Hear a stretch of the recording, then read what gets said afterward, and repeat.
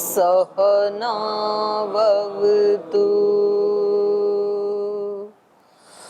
सहनौ भुनक्तु सह वीर्यं करवावहै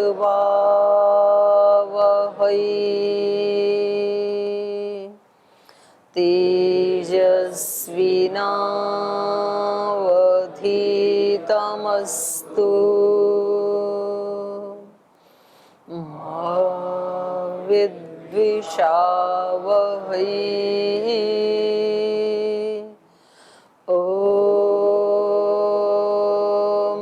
व्रतानां व्रतपते व्रतं चरिष्यामि तच्छकेयं तन्मे राध्यताम् इदमहमनृतात् सत्यमुपैमि। ॐ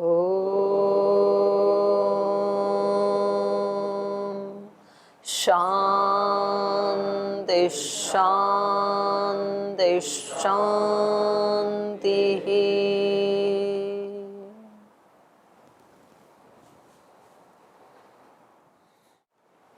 वाल्मीकि रामायण के अयोध्या कांड का 58वां सर्ग पढ़ रहे हैं और भरत जी माता कौशल्या को ये विश्वास दिलाते हुए कि श्री राम के वन गमन में उनका कोई हाथ नहीं है, वो कदापि इस पाप में शामिल नहीं हो सकते हैं, उनको कुछ भी पता नहीं है, वो पूर्णतः निर्दोष हैं। और फिर भी यदि माता कौशल्या को ये लगता है कि भरत जी की थोड़ी भी इच्छा रही हो राज्य प्राप्ति की या श्री राम को वनगमन में भेजने की, तो वो शपथ खा करके अपने हृदय के पवित्र भावों को अभिव्यक्त करना चाहते हैं कि मेरे अंतःकरण में कोई राज्य की लालसा नहीं है, कोई अपने पिता तुल्य भाई को कष्ट देने की इच्छा नहीं है। और फिर भी आपको ये लगता है तो मुझे वही पाप लगे जो किसी राजा को जो प्रजा से कर लेकर के उनको सुख नहीं देता है, उसको जो कष्ट मिलता है वो कष्ट मुझे मिले, या प्रजाजनों को जो अपने प्रजावत्सल राजा को विद्रोह की दृष्टि से देखते हैं, उसके राज्य में विद्रोह करते हैं, उनको जो पाप लगता है, या फिर कोई ऐसा यजमान जो अपने घर में किसी अच्छे विद्वान को बुला करके यज्ञ करवाता है और बदले में दक्षिणा नहीं देता है या उचित दक्षिणा नहीं देता है, कम देता है, तो उसको जो पाप लगता है, या फिर युद्ध के मैदान में जो हाथी घोड़े अस्त्र शस्त्र सब लेके जाता है और जब उनको प्रयोग करने का वक्त आता है तो वो युद्ध से भाग खड़ा होता है, तो ऐसे उस कायर व्यक्ति को जो पाप लगता है वही पाप मुझे लगे यदि मैंने श्री राम के वन जाने में कोई अनुमति सम्मति दी हो तो युद्ध के मैदान से व्यक्ति भागता कब है? उसके पास सारे साधन भी हैं, फिर भी क्यों भागता है? हाथी घोड़े अस्त्र शस्त्र सब कुछ है उसके पास, तो व्यक्ति क्यों भागता है? ये पराजय का भय क्यों है? जब सब कुछ उसके पास है तो क्यों पराजय होगी? क्यों भागता है?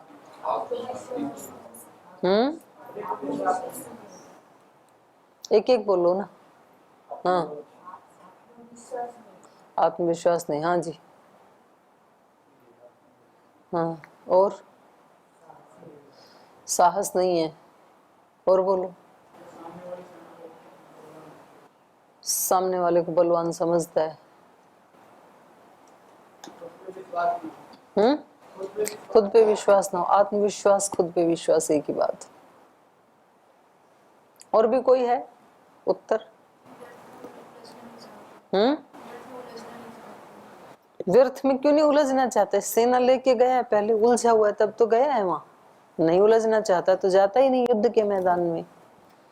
अस्त्र शस्त्र हाथी घोड़े सब लेके युद्ध करने ही गया है। कौन? कृष्ण जी कहाँ?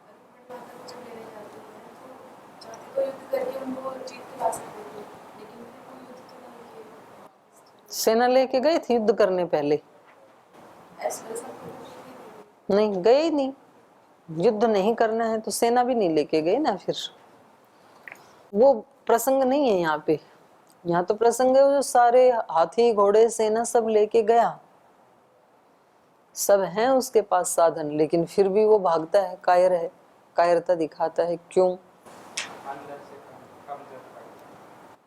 तो वो तो एक ही बात है, आप सब ने उत्तर दिए। अंदर से व्यक्ति कमजोर क्यों पड़ता है, मैं ये पूछना चाह रही हूँ। आत्मविश्वास की कमी क्यों है, पराजय का भय क्यों है, उसको दूसरे के साथ लड़ने की इच्छा क्यों नहीं है, जब करके ही गया है। तो इसका उत्तर मैंने कल दिया था, वो आपकी उससे स्लिप हो जाते हैं। इसलिए तो मैंने बोला कि आप एक रामायण की डायरी लगा लो। जो यहाँ क्लास में कोई अच्छी बात कही जाती है उसको आपको नोट करना चाहिए। कल मैंने बताया था ना कि जब तक हमारी शक्तियों का प्रवाह नहीं बनता है, चक्र नहीं बनता है, तब तक व्यक्ति भागता ही रहेगा, डरता रहेगा, क्योंकि उसको अपनी शक्तियों पे विश्वास होगा ही नहीं। प्रयोग ही नहीं करेगा तो विश्वास कहाँ से होगा? अपनी शक्तियों पे विश्वास तभी तो होगा जब उसका प्रयोग करेगा। तो हाथ वाला चक्र किस बात का प्रतीक है? कर्म शक्ति के प्रवाह का, कर्म योग के प्रवाह का। कर्म योग में क्या शक्ति है ये भगवान कृष्ण जानते हैं। वो कर्म योगी है, कभी भी वो निठल्ले रहने की बात नहीं करते। पूरी गीता में एक ही उपदेश देते हैं कि आप 100% अपने कर्म का पालन करो, और उसी तत्परता से करो जैसे कि कोई धन का लोभी या इंद्रियों के विषयों का लोभी उधर जाता है। उसी तरह से आप अध्यात्म मार्ग में उतनी ही ज्यादा तत्परता से आपकी गतियों का प्रवाह तीव्र संवेग वाला होना चाहिए, चक्र बन जाना चाहिए आपकी साधना का, ज्ञान साधना का, कर्म साधना का, भक्ति साधना का। तो जब तक हमारी शक्तियां एक बहुत तीव्र प्रवाह में नहीं आती हैं, सतत प्रवाह में नहीं आती हैं, तब तक फिर अंदर से आत्मविश्वास की कमी रहती है, भय रहता है, फिर डाउटफुल रहता है व्यक्ति, पता नहीं जीतूंगा कि नहीं जीतूंगा। और जिसका प्रवाह बन गया उसको कोई डाउट नहीं है, फिर वो रुक सकता ही नहीं है, उसको कोई रोक सकता ही नहीं है। तो इसलिए चक्र सुदर्शन को ब्रह्मास्त्र कहा जाता है। ब्रह्मास्त्र मतलब जो कभी खाली नहीं जाता है, उसको ब्रह्मास्त्र कहते हैं। तो जब आत्मा की शक्तियों का इतना तीव्र प्रवाह बन जाता है ज्ञान शक्ति का, तो सिर के पीछे वाला चक्र वो ज्ञान शक्ति के प्रवाह का प्रतीक है, और हाथ का जो सुदर्शन चक्र है वो कर्म शक्ति के, कर्म योग के प्रवाह का प्रतीक है। तो तब व्यक्ति देवता बन जाता है, फिर वो सतत देने के भाव में आ जाता है। जो इतना ज्यादा तप पुरुषार्थ करेगा, जिसकी ज्ञान शक्ति का, कर्म शक्ति का ऐसा प्रवाह बन गया, तो फिर वो कितने लोगों को सुख देता है। तो इसलिए श्रद्धेय स्वामी जी महाराज जैसे और भी जो संत हैं देश में जो इस तरह से सेवा करते हैं, वो हमारे जीते जागते देवता हैं, मनुष्य नहीं है वो, उनको देव कहा है।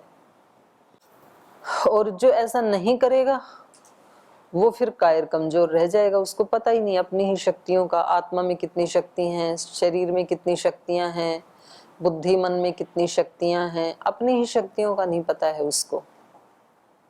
तो उसको फिर डर रहेगा और वो भागेगा, और उस व्यक्ति को जो पाप लगता है, ये पाप है शक्तियों को खर्च न करना, और फिर डाउट की स्थिति में, संशय की स्थिति में रहना, और मौका लगे तो दूसरे को भी संशय से युक्त कर देना, ये पाप है।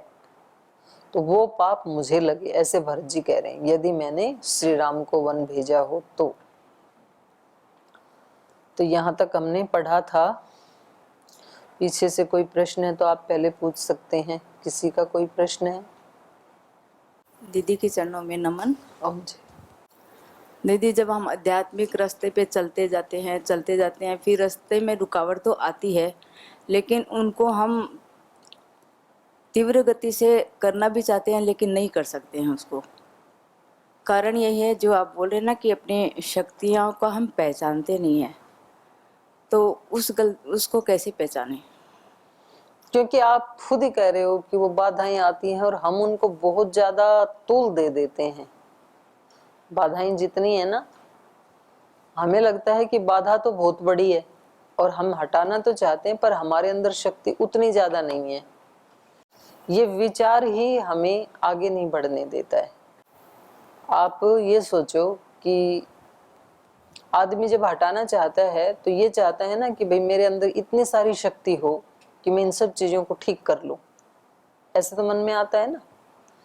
अब किसी के पास दिमाग की शक्ति कम है तो वो सोचता है कि मेरे पास इतना दिमाग हो कि मैं बस एक बार किताब को पढूं और पूरी याद हो जाए।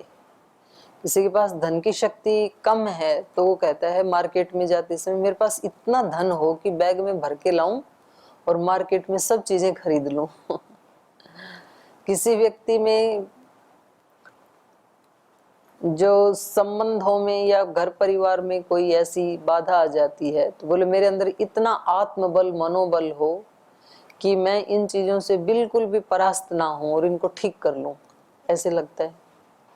तो फिर आप बैठो और फिर आप मांगते हैं भगवान से। अब मांगते हैं यहाँ तक तो ठीक है, पर भगवान जब देते हैं उसको रिसीव नहीं करते हैं, ये गलत है।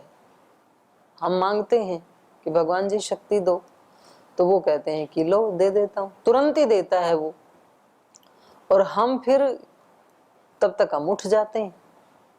तो हमने जैसे ही मांगा भगवान से तो फिर अगले मिनट के लिए 1 मिनट वेट करना चाहिए। जैसे आप मोबाइल को चार्जर में लगाते हैं तो थोड़ा तो वेट करते हैं ना, 10 मिनट 15 मिनट, वो फुल होने में कुछ तो टाइम लगेगा। पर इसमें तो इतना टाइम लगता है, लेकिन भगवान के यहाँ इतना टाइम भी नहीं लगता है। वो तो एकदम ही ओवरफ्लो होती है वो एनर्जी तो। और फिर आप सोचो कि हाँ, जो मैंने शक्ति मांगी थी वो मेरे को मिल गई है और अब मैं पूर्ण शक्ति से संपन्न आत्मा हो गई हूँ। मेरे अंदर आध्यात्मिक मानसिक शारीरिक सब शक्तियां बिल्कुल फुल हो गई हैं, बैटरी पूरी चार्ज है मेरी अब। और अब ये बाधाएं मेरे लिए कोई बाधा नहीं है। बाधाएं तो वो थी जो श्री राम के जीवन में आई थी, सीता के जीवन में आई थी। ये तो मेरी शक्ति के सामने कुछ भी बाधा नहीं है। ये ऐसे ही है जैसे रास्ते में चलते चलते कोई छोटा कंकर आ गया, उठा के फेंक दिया। ऐसा सोचते ही आपको कितना शकुन मिलता है। अभी सोचा है, अभी किया नहीं है। और ऐसा जब व्यक्ति रोज सोचता है ना तो वो वैसा ही बन जाता है। पर जब वो रोज ऐसे सोचता है तो दूसरे उसको पागल समझते हैं। तो साधक हमेशा पागल होते हैं, समझदार नहीं होते हैं और दूसरों से अलग होते हैं। वो कहते हैं कि मेरे पास तो बहुत, मैं भगवान का पुत्र हूँ, शक्ति संपन्न हूँ, भगवान की पुत्री हूँ, बहुत दिव्य आत्मा हूँ और कोई भी बाधा मुझे रोक नहीं सकती है। तो फिर दूसरे उसके ऊपर हंसते हैं। तो महाराज जी जैसे बताते हैं ना कि बचपन में जब उनको ये लगता था कि हम देश बदल देंगे, दुनिया बदल देंगे, सबको यज्ञ सिखा देंगे करना, तो ठेकरे में तो हवन कर रहा है छोटा सा बालक और बोले मैं सबको हवन करना सिखा दूंगा। तो लोग क्या समझते, बोले ये सिखाएगा हवन करना, रेंट तो पूछना आता नहीं है। तो ऐसे ही सब लोग, और हमें भी कभी डाउट होता है अपने ऊपर, तो उसको हटाना चाहिए। परो पे ही मनस पापा। तो हमेशा हमें उस चेतना में रहते हुए, देखो आप मानसिक रूप से बेशक ये सोच लेते हो कि जी नहीं मैं तो डाउट में नहीं रहती हूँ, जी नहीं मैं लोअर चेतना में भी नहीं रहती हूँ, लेकिन हम उच्च चेतना में भी नहीं रहते हैं। थोड़ी देर रहते हैं फिर बीच में वो आते हैं। और देखो कभी भी साधक को ये नहीं सोचना चाहिए कि मेरे जीवन में कोई प्रतिकूलता ना आए, कोई बाधा ना आए। क्यों ना आए? जब राम के जीवन में आ रही है तो मेरे जीवन में क्यों ना आए? जब माता सीता के जीवन में आ रही है तो मेरे जीवन में क्यों ना आए? जब माता कौशल्या के जीवन में बाधाएं आ रही हैं तो हमारे जीवन में क्यों ना आई यदि आनी है तो। अगर हमारे से कोई त्रुटि हुई, महाराजा दशरथ से त्रुटि हुई तो आई ना बाधा जीवन में, तो ठीक है, त्रुटि हुई तो अब उसको ठीक कर लेते हैं। ठीक करने का यही तरीका है कि पहले वाले को भुगत लेते हैं, आगे के लिए जिस व्यक्ति ने कष्ट दिया है हमारे को, उसके प्रति दुर्भाव नहीं आने दे अब अपने मन में, क्योंकि अभी भी यदि आया तो वो आगे फिर कष्ट देगा। पीछे का कोई हिसाब किताब था, उसने पूरा कर दिया, बस खत्म यहाँ पर अकाउंट। अब आगे या तो उसको याद नहीं करना, और याद करना तो उसके लिए फिर एक मित्रता की भावना से याद करना कि ठीक है भाई, हमें नहीं पता है पर हमने कभी ना कभी आपका कोई नुकसान किया था, जरूर आपको कष्ट पहुंचाया होगा, इसलिए आप हमें पहुंचा रहे हैं। नहीं तो मित्र बन करके, संबंधी बन करके भला कोई किसी को कष्ट क्यों पहुंचाएगा।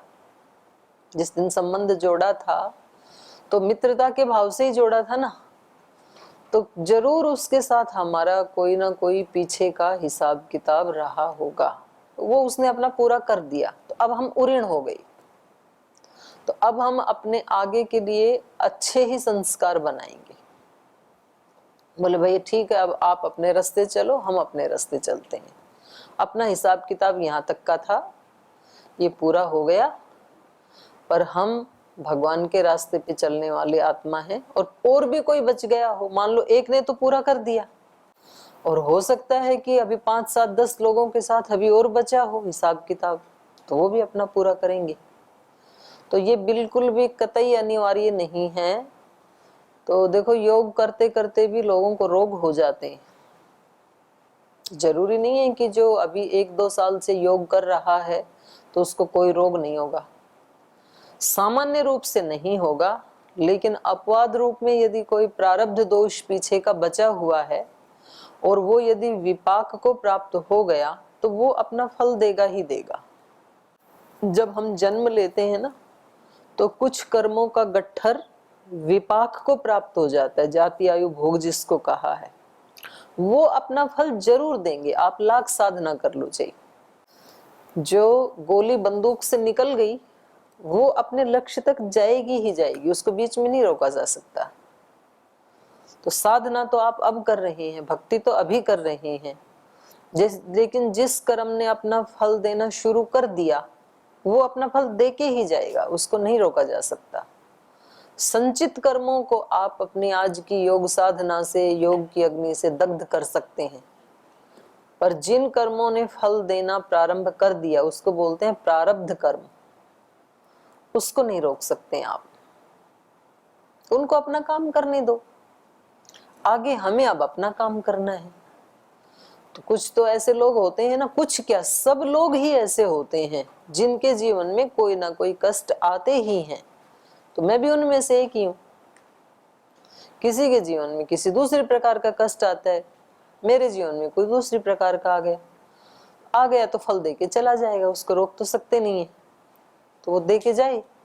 और हम लेकिन उससे मजबूत हैं, उसको हम सह लेंगे और वो पीछे का हिसाब पूरा करके जाएगा, लेकिन आगे के लिए हमें बाधित नहीं कर सकता है। हमारी खुशी को नहीं छीन सकता है वो, हमारी भक्ति को नहीं छीन सकता है, हमारे आत्मविश्वास को नहीं छीन सकता है, वो अपना फल देके जाए वो। तो ऐसा सोचने से भी व्यक्ति को बहुत हिम्मत मिलती है, और जैसा सोचता है वैसा फिर व्यक्ति जीता भी है। जीता है तो उसके वैसे ही संस्कार बन जाएंगे, वैसे संस्कार बन जाएंगे तो वो फिर बाधाओं को बहुत नजरअंदाज कर देगा। तो ये सारे पात्र ऐसे कोई तो हम पढ़ रहे हैं, इसीलिए ही पढ़ रहे हैं। और जैसे भरत जी हैं, जैसे माता कौशल्या हैं, श्री राम हैं, सीता माता हैं, और यदि हमारी पॉजिटिव थिंकिंग है तो कैकेयी भी है, उसको भी तो चारों तरफ से बौछार हो रही है गालियों की, दुर्भावनाओं की, फिर भी वो डटी हुई है। तो ये हर व्यक्ति के जीवन में ही आते हैं, तो हम उसमें अपवाद नहीं है। तो ऐसे सोच के फिर व्यक्ति को रिलैक्सेशन मिलता है। कल हमने यही प्रतिज्ञा ली कि अब अपना रास्ता देखें, हम अपना रास्ता देखें, हम आपके अब नहीं है, मतलब कोई भी जीवन में नहीं है। जो कुछ पूछना है वो पूछ सकते हैं, मगर हम आपके जीवन में अब नहीं रुकावट है। आप भी नहीं रुको, हम भी नहीं रुकेंगे। एक अचानक ही एक प्रण आया और हो गया, तो उसमें कुछ डाउट भी नहीं है, दुख भी नहीं है मन में, और एक शक्ति मिल रही है उसे। और अभी पूरे दिन पुण्य बढ़ाने की कोशिश करना, जीवन में अपनी तरफ से अपनी जो शक्ति है वो एक क्षण के लिए भी किसी ऐसे काम में ना लगे जो हल्के दर्जे का काम हो। हल्के दर्जे का उस तब हो जाता है काम जब उसके साथ हमारी भावना हल्के दर्जे की होती है। काम कोई छोटा बड़ा नहीं है, पर हमारी भावना के अनुसार वो छोटा बड़ा हो जाता है। तो इसलिए छोटे से छोटा काम भी भगवान का काम समझ के प्रसन्नता से, श्रद्धा से, भक्ति से, प्रीति से करना चाहिए। तो जैसे यहाँ पाठ के समय हम प्रार्थना करते हैं भगवान से, व्रतपते व्रतम चरिष्यामि तच्छकेयम, वैसा मैं कर सकूं ऐसी शक्ति देना। 1 घंटे की जो क्लास है, तो आपके तो इस सृष्टि में सारे व्रत पूरे हो रहे हैं, आप तो सारे ही काम एक निर्लिप्त भाव से, दूसरों को खुशी देने के भाव से ऐसे ही करते हैं भगवान। तो उनको तो अपने लिए कुछ नहीं चाहिए, और हमने तो ये व्रत 1 घंटे के लिए लिया है, तो हम इसको निभा सकें ऐसी हमें शक्ति देना। इदम अहम, इस प्रकार से अगर 1 घंटा कर लिया तो अब मेरे हाथ में चाबी आ गई ना, मुझे पता लग गया कि निर्लिप्त रह करके श्रद्धा भाव से, भक्ति के भाव से कर्म करने का फल सुखदायी होता है। तो फिर मैं अगले घंटे में भी वैसे ही करूंगी, उससे अगले में भी वैसे ही करूंगी। यहाँ से जाकर के खाना पकाना है तो वो भी ऐसे ही करेंगे श्रद्धा भक्ति से। खाना खाना है तो भी ऐसे ही खाएंगे, किसी को खिलाना है तो भी ऐसे ही खिलाएंगे। तो वो व्यक्ति को एक सूत्र यदि हाथ में आ गया तो समझ लो कि फिर खजाना तो बहुत बड़ा होता है, अनंत होता है। तो दरवाजा तो छोटा ही होता है, और ताला उससे भी छोटा होता है, और चाबी उससे भी छोटी होती है। तो हमारे हाथ में तो चाबी आ गई, अब चाबी आ गई तो सारा खजाना अपना ही है। तो एक सूत्र यदि हमें कहीं भी अप्लाई करना आ गया जीवन में, तो समझ लो कि हमारे हाथ में अनंत सुख की, शाश्वत सुख की एक कुंजी हमें मिल गई है। तो हम इन सब बाधाओं को, ये कुछ भी नहीं है, रुई की तरह उड़ा सकते हैं फिर हम उनको। और ऐसा हमने अपने गुरु के जीवन में देखा है, हम रोज देखते हैं श्रद्धेय स्वामी जी महाराज को। तो अब ये पक्का विश्वास हो गया कि मनुष्य ऐसा कर सकता है, ये केवल पुस्तकों की बातें नहीं है। अब उनको सेवा करते करते कितने लोगों ने केस किया, मुकदमा किया, अभी भी करते हैं। और जब वो सम्मान आता है तो उनको कोई चिंता ही नहीं होती है, बोले ठीक है ये आ गए, ये अपना काम करेगा, वकील अपना काम करेगा, हम अपना काम कर रहे हैं। तो कष्ट बाधाएं, मैंने एक दिन पहले भी कहा था पाठ में कि जो साधक है उसके जीवन में कुछ ज्यादा ही आती है सामान्य व्यक्ति से। और यदि उस किसी के जीवन में ज्यादा ही बाधाएं आ रही हैं तो समझना चाहिए कि भगवान ने हमारा चयन कर लिया है। तो पीछे का जितना भी हिसाब किताब है वो इस जीवन में सब पूरा होना है, उसके बाद भगवान अपने ही पास बुलाना चाहते हैं। तो ऐसे नहीं सोचना चाहिए कि जी हम साधना करते हैं फिर हमारे जीवन में ऐसे दुख क्यों आया।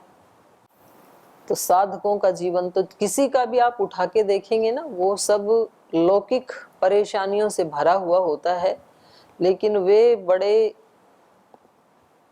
आत्मबल के साथ, आत्मविश्वास के साथ उनको ओवरटेक करते हुए आगे बढ़ते हैं। तो वो ही उनकी महानता का अभिव्यक्त करने का एक तरीका है। जो उलझ गया, महाराज जी बताते हैं ना रोजाना, बह गया तो भोगी और ठहर गया तो योगी। तो मुसीबतों के सामने यदि बह गए तो समझ लो कि फिर अभी साधक हम बने नहीं हैं, अभी भोगी हैं। और वहां डट गए उसका मुकाबला करने के लिए, जो यहाँ भरत जी कह रहे हैं, युद्ध से भागे नहीं, युद्ध के मैदान में डट गई, अंगद की तरह पांव जमा दिया रावण के दरबार में, तो समझ लो कि योगी हैं। अब दूसरे का राज्य, और राज्य भी रावण जैसा राजा, जिसने कितने ऋषियों को, देवताओं को, कुबेर को, सबको कैद करके रखा हुआ है, और इतने तानाशाही व्यक्ति के दरबार में जाके और पैर जमा दिया। तो ये योग की निशानी है, ये है श्री राम का भक्त। और नहीं तो वहां जाने से थर थर कांपे आदमी, भाई इतने लोगों को जेल में बंद कर रखा, मेरा क्या हाल बनेगा, वहां नहीं जाने का, मैं प्रवास पे भेजना है तो किसी दूसरी दिशा में भेज दो, उधर नहीं जाऊंगा मैं। तो ये वो खुद अपनी इच्छा से बहुत सारी मुसीबतों को तो गले लगाता है साधक, क्योंकि उसको निकलना है उधर से। तो ऐसे महात्मा बुद्ध का जीवन भी ऐसे ही है। उनको जिधर से उनके सेवक रोकते थे, इस गांव में मत जाना, बोले इधर तो जरूर जाएंगे, उन लोगों को जरूरत है हमारी। वो बेचारे नादान हैं जो दूसरों को मारते हैं, लूटते हैं, पीटते हैं, तो उनको समझाना बहुत जरूरी है, क्योंकि ये हमारी ही जिम्मेदारी है, बुद्ध पुरुषों की। ऐसे बोलते थे महात्मा बुद्ध। बापू अपनी कथा में बोल रहे ना, 2-3 बार इस प्रसंग को लिया उन्होंने कि ठीक करने का काम किसका है, हमारा है, ऐसे बोलते हैं वो। महाराज जी इतने पंगे क्यों लेते हैं? उनको लगता है कि इस देश को, इन लोगों को दिशा देना हमारा ही काम है, संतों का ही काम है, तो इसलिए करते हैं वो। तो आपके जीवन में, हमारे जीवन में अपने कर्माशय के अनुसार आती हैं बाधाएं। बड़े लोग जानबूझ के लेते हैं, तो बात तो बराबर ही है, सारी मुसीबतों से खेलते हुए चल रहे हैं, तो हम भी चलते हैं। ठीक, धन्यवाद दीदी। हो गए प्रश्न आपका? ओम दीदी जी प्रणाम।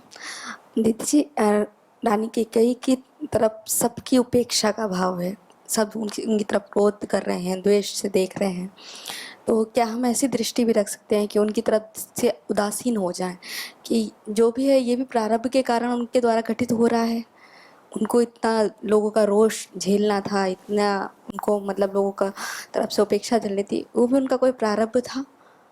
हो जाओ, उदासीन हो जाओ। चारों भावनाएं करने में व्यक्ति स्वतंत्र है।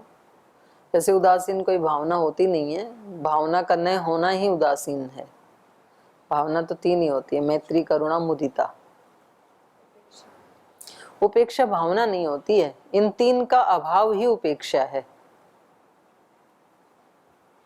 जैसे कैकेयी जी का कैरेक्टर आते ही मन में एक अजीब सा रोष हो जाता है, तो वो रोष आता है तो फिर आप उदासीन नहीं हो। तो वो नहीं चाहते हैं, जैसे बाद में अगर पढ़ रहे हैं आपके साथ, जान रहे हैं, तो सब कुछ कर्मफल व्यवस्था है, तो उनके द्वारा भी जो घटित हुआ वो भी प्रारब्ध के कारण हो सकता है। तो ठीक है, उसको वैसे ही लो। आप रोष से क्यों भरते हो? सहजता से ही लो। फिर ऐसा करना मतलब सही है या गलत है? तो आपकी अपनी आत्मा से पूछो, दूसरा आपके बारे में निर्णय कैसे ले सकता है? आपके संस्कार, आपकी आत्मा वो बताएगी कि आप ठीक हैं कि गलत हैं, क्योंकि भावना के स्तर पे कोई हस्तक्षेप कर सकता ही नहीं है। बाहर ही दूसरा व्यक्ति हस्तक्षेप कर सकता है, सहायता कर सकता है या बाधा पहुंचा सकता है। अंतर जगत में किसी का प्रवेश नहीं है, किसी के अंतःकरण में किसी के जाने की अनुमति नहीं है। तो आंतरिक निर्णय व्यक्ति को खुद ही लेने होते हैं कि हमें कैसे करना चाहिए, किसके साथ कैसा व्यवहार, कैसी भावना। तो बाहर वाले बाहर जितना कहोगे उतनी हेल्प कर सकते हैं। धन्यवाद दीदी। ओम प्रणाम माता जी। क्या इसमें ऐसा ले सकते हैं कि कैकेयी माता जी को पता था कि वहाँ पर रावण नामक एक राक्षस है, उसको मारने में केवल राम ही समर्थ है, तो इसी को भेजा जाए? ये तो कल्पना ही है केवल, उसको कुछ नहीं पता था। उसको ये पता था कि राज, और वो भी उन्होंने कह दिया मंथरा ने, वरना ये भी नहीं था उसको कि मैं राज लूं, और उसने बना दिया। तो ये तो फिर कहानियां हम कल्पना करके कितनी भी बनाते रहो कि जी उनको तो पता ही था कि ऐसा कोई रावण है, उसको राम के सिवाय कोई मार नहीं सकता है, तो राम को वैसे ही भेज देती सेना लेके। इतना सारा ये करने की क्या जरूरत थी? ऐसे जीवात्मा को ना सीधा सीधा पता नहीं लगता है हमारे अंदर क्या क्या संस्कार हैं, कब हमारे जीवन में रोग आएगा, कब शोक आएगा, क्या हमने पुण्य किया है, कब हमें सुयश मिलेगा, ये हम नहीं जानते। ये कॉन्शियस माइंड का विषय ही नहीं है। पता हो तो व्यक्ति फिर कुछ तो उसका उपाय करे ना। लेकिन होता तो ये हम अपने जीवन में देखते हैं कि बिल्कुल सोच समझ के चलते चलते भी दुख बाधाएं आ ही जाती हैं। तो ऐसा किसी को नहीं पता होता है कि आगे क्या होने वाला है।